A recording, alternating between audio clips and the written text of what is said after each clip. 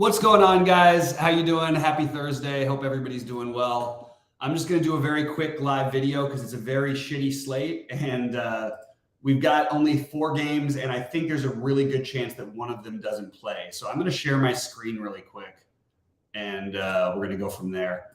I think that it goes without saying, you certainly don't need to stack. It's one way to get different on this slate is to leave money on the table and not to stack. Let's talk about the pitching, though. So I am not going to play the pitchers in the Cleveland game. So I'm crossing those guys out. You can see Goldie's ownership here. It'll dwindle because people will be afraid of the weather. But Scooble's going to be pretty popular, and nobody's playing Xavier Curry not that much anyway. I'm going to take a ridiculous gamble and play. I mean, look, I'm just going to try to take Lance Lynn, and I'm going to play him with either Wainwright, Quintana, or Rich Hill. Those are the 3 guys who I'm considering to play him with. I am leaning towards trying to play the lower owned pieces of some of the lineups that I like. Look, it's hard to stack against Corbin Burns, but he has his moments. So I like Muncy as my favorite bat from the Dodgers, just considering ownership and everything. I really like JD Martinez as well, assuming that he's in the lineup. And I would try to play, maybe you get a third guy in with either Peralta or Hayward. I think I would usually go Peralta, but I'm totally good with Hayward. Obviously, he's a little bit cheaper. So those are the way I'm treating this slate is which bats do I want? I like Muncy a lot for a potential home run here. I think he'll be low enough owned to take some shots there, and you get in one of the low owned Dodgers with them, and maybe get to 3 Dodgers is my plan. I have no issue if you wanted to take the Milwaukee side of things tonight against the Dodgers. I think that actually makes a fair bit of sense. But we still don't have a lineup yet for what it's worth. But I would definitely consider taking some Milwaukee against Lynn if I wasn't playing Lynn. And even if you are playing Lynn, you can certainly take your pitchers against your hitters today. It's just one of those slates. Oh, they just officially got postponed. Oh, my God. Leonidas, what's up, man? Okay, so this slate's just completely sucks. I actually almost just want to take out my – I posted my builds in the premium, but I almost just want to take these out. Like this is going to be really gross. I was hoping we could get some ownership difference because people be playing that game, but now it's just going to be so hard to get different that I might have to play a guy like Wainwright just to try to get different. You can see that both Arizona and San Diego are going to be both pitchers will be fairly owned, but they're going to be a lot higher owned than this. And all of these hitters, you can expect the ownership to go drastically up on them. I do think as a full stack, Arizona makes a lot of sense, but I also think I prefer St. Louis and New York just in a vacuum. The problem is it's just going to be so hard to get different ownership-wise. So I'm probably going to build a 3-3-2 as my main thing with the Dodgers, St. Louis, and try to get 2 from either Arizona or San Diego. That's generally what I'm going to try to do, and I'm just going to try to get the lower-owned bets that I possibly can. We're not going to get crazy low ownership, but Goldschmidt is my favorite first base play on the slate. I guess I'll just go by position here real quick. So I went through the pitchers.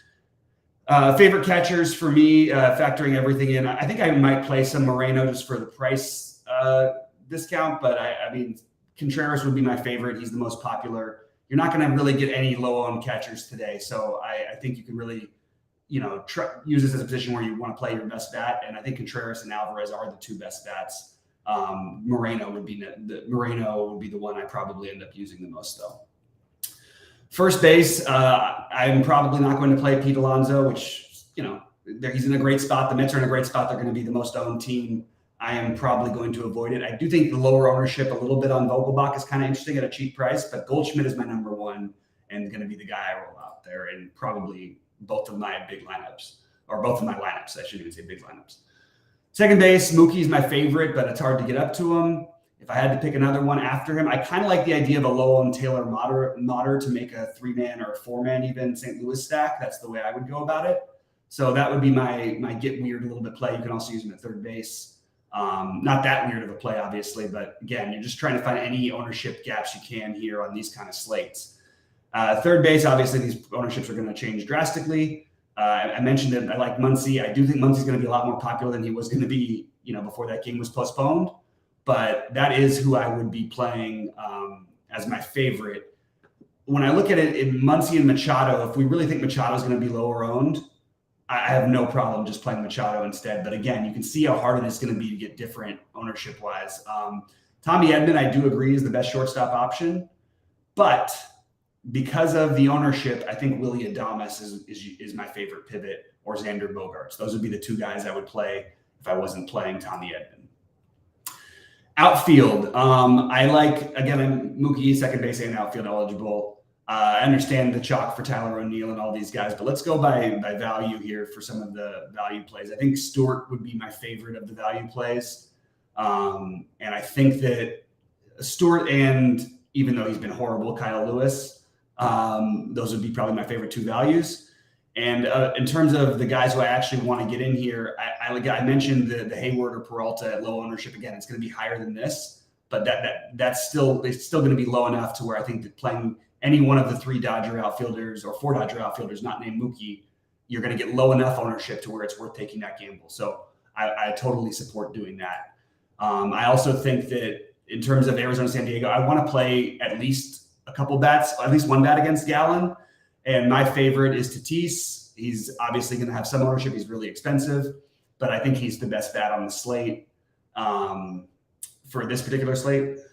So I would play Tatis and probably Machado would be my favorite. Padres, and then Arizona, I'm using them for value. Kyle Lewis and Gabriel Moreno, no issue if you want to go with Carroll or Pham. They're not going to be crazy owned, but again, it's going to be a really hard slate to get different. Also love Jordan Walker. Why is he solo owned? I feel like that's a mistake. Yeah, I think I'd rather play Jordan Walker than Hayward if they were similarly owned, but Jordan Walker will probably be twice as owned. Anyway, that's what I'm thinking. So trying to fade the Mets, trying to play Wainwright and get weird with my builds. And it feels horrible. Wainwright's the worst pitcher in baseball. And that's what we have to do to get different on this kind of slate. So if you have any questions or thoughts, feel free to throw them in. I have no idea what to add or what else to say. You know what I mean? It's just one of these just bizarre, awful slates that, to be honest, I'm only playing because I'm here trying to cover for you guys. But like, there's just nothing, and we don't even have lineups for the Dodgers yet. I just feel like this whole slate just makes me feel kind of gross. So any questions or thoughts, please hit the like button. We do appreciate it. We want to do these videos for free. The problem is obviously today's video is not going to be as much fun because there's just not much to talk about. Like, we went through everything in like 6 minutes, and anybody have any interesting ideas, I'm happy to listen to them, because I don't feel great about anything on this slate at all.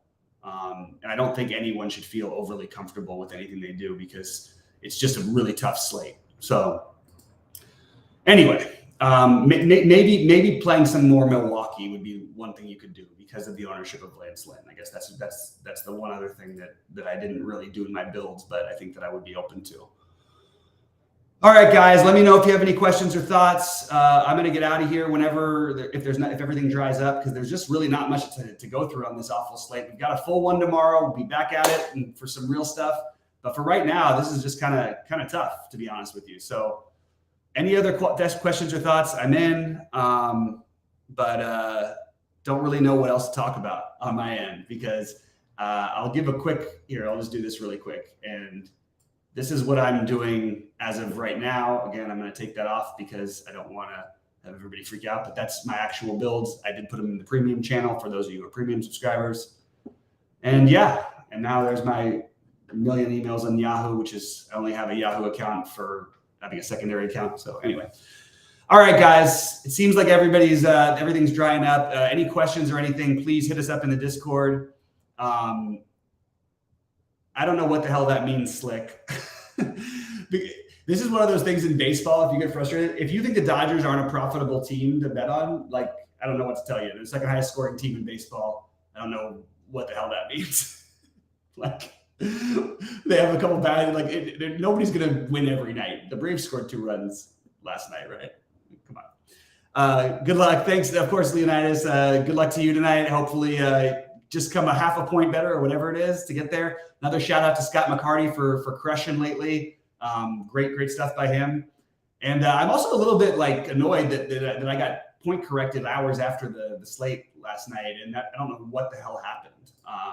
Anyway, I still don't even know which correction happened because I wasn't looking at every single person's individual scores. So it was really, really strange. And it cost me an extra $1,500. So anyway. All right. Good luck to everybody today. I hope you guys crush it. You'll probably see me at a different location shortly, but I will wish you all the best, and I will talk to you guys soon. Let's get it.